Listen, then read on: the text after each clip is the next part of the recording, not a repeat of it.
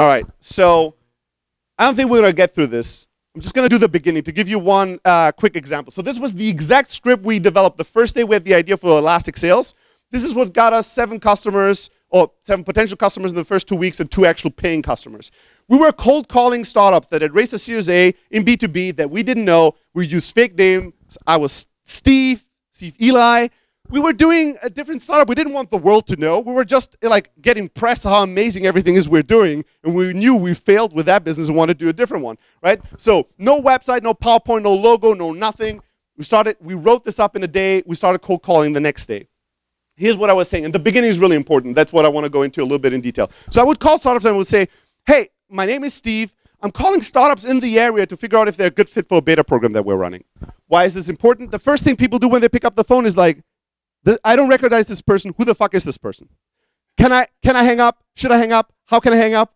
Like that's, we've all been there. Like you're trying to figure out who is this? And once you figure it out, this is somebody I don't know. How can I get off this call? Right? As quickly as humanly possible. So you need to address this question, who the fuck are you? And I use a lot of lingo here, right? I say, we're calling startups in the area, suggesting we're probably local too. I'm using lingo like, we're looking for a good fit for a beta program, not closing you on our product, but looking if there's a good fit for a beta program. We're calling startups. They probably had a beta program themselves. So this all tells people, I'm like you, I'm in your area, I understand you, right? Maybe you should give me one more sentence. Every sentence in a cold email or cold call, selling people on listening to you for another sentence. You can't be talking for 10 minutes and thinking, well, at the bottom, they're gonna figure out why this is interesting. They're never gonna get there, right? So once I said that, I said, what we do in a sentence, and this is so they can calm down and not think, oh my God, this guy's gonna pitch me for 100 hours. What we do in a sentence is we offer startups a sales team on demand. Does that in general sound interesting to you? And here, it didn't really fucking matter what they said. They said no, and I said, oh, interesting, what's your sales process? They said maybe. I said, oh, interesting, what's your sales process? And they said yes. I said, awesome, what's your sales process? I didn't take their answers serious here because they didn't know anything. I didn't know anything about them. They didn't know enough about us. So it was not the right time to make that decision, but I knew that they had a thought. They already made up their mind after I said what we do. What we do in a sales team on demand. Somebody goes, oh my God, I don't want this. I cannot continue with a pitch.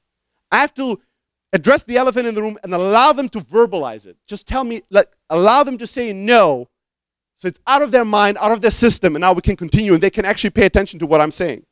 If they think no and I continue talking, they're not listening to me, right? So once they did that, I would actually go into the qualifying side and actually try to discover if this would be a fit. Hey, what's your sales process like? What is this? What is that? The power of questions is really, really amazing. We've all been taught as kids that you should answer when asked. It's unpolite to not answer. So when somebody asks you a question, there's a very strong unconscious urge to answer.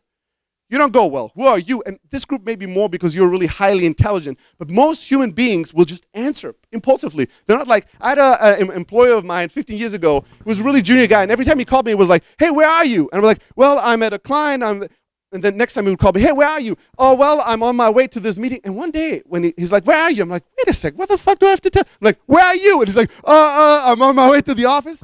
Just the urge to answer questions is really, really powerful.